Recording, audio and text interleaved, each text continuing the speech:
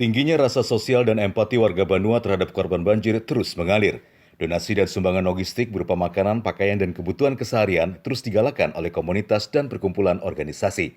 Salah satunya adalah komunitas klub mobil Karholik Banjarmasin yang sudah hari kelima menerobos titik-titik banjir menyalurkan bantuan ke warga terdampak banjir.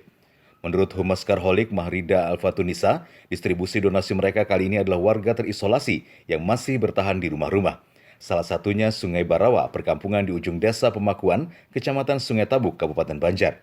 Sekitar 120 jiwa, separuh bangunan rumahnya terendam banjir yang masih tinggi hingga Kamis sore.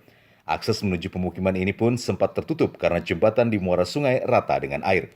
Sebagian warga memilih bertahan di rumah tanpa penerangan dengan makanan dan berharap bantuan yang masuk ke kampung mereka, sedangkan 70 jiwa lagi, mayoritas ibu-ibu dan anak-anak yang mengungsi di gedung madrasah memanfaatkan lantai 2 bangunan sekolah. Mereka berharap ada bantuan penerangan berupa lilin dan gas LPG, karena sejak banjir, dapur kayu mereka turut terendam. Dari Sungai Tabuk, Kabupaten Banjar, kontributor Kalsel 1net. Kita menuju perkampungan desa Sungai Berawa. Sungai Barawa.